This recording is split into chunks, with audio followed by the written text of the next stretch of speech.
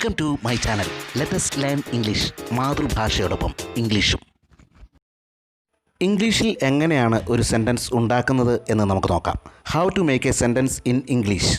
മലയാളത്തിലെ ഒരു വാചകത്തിൻ്റെ ഘടനയും ഇംഗ്ലീഷിലെ ഒരു വാചകത്തിൻ്റെ ഘടനയും തമ്മിലുള്ള വ്യത്യാസം എന്താണെന്ന് നമുക്ക് ആദ്യം പരിശോധിക്കാം. ഞാൻ ഒരു പാട്ട് പാടുന്നു എന്ന മലയാള വാചകത്തിൽ ഞാൻ എന്നത് കർത്താവും ഒരു പാട്ട് എന്നത് കർമ്മവും പാടുന്നു എന്നത് ക്രിയയും ആകുന്നു. മലയാളത്തിലെ ഒരു വാചകത്തിൻ്റെ ഘടന എന്ന് പറയുന്നത് കർത്താവ്, കർമ്മം, ക്രിയ എന്നതാണ്. ഞാൻ ഒരു പാട്ട് പാടുന്നു എന്ന മലയാളം വാചകത്തെ ഇംഗ്ലീഷിലേക്ക് തർജ്ജമ ചെയ്യുമ്പോൾ ഐ സിങ് എ സോങ് എന്ന് ആകുന്നു.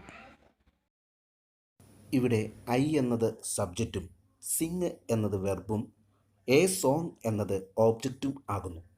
അതായത് മലയാളത്തിൽ കർത്താവ്, കർമ്മം, ക്രിയ എന്ന് ആണെങ്കിൽ ഇംഗ്ലീഷിൽ subject plus verb plus object എന്നാകുന്നു.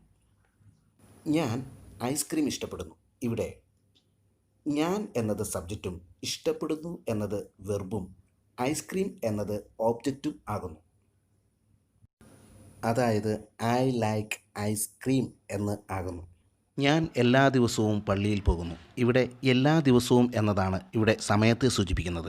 എല്ലാ ദിവസവും, every day, every week, every month ഇവ ടൈം വേർഡുകളാണ്. ടൈം വേർഡ് സെൻറ്റൻസിൻ്റെ അവസാനം ചേർക്കുക.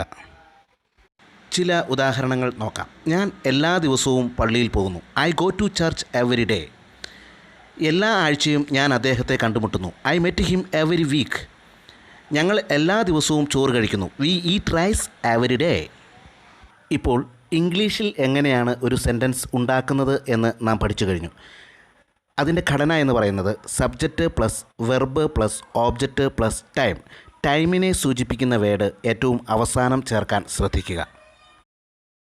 നിങ്ങൾക്ക് ഈ ചാനൽ ഇഷ്ടമായെങ്കിൽ സബ്സ്ക്രൈബ് ചെയ്യുകയും സപ്പോർട്ട് ചെയ്യുകയും അടുത്ത വീഡിയോയ്ക്കായി കാത്തിരിക്കുകയും ചെയ്യുക.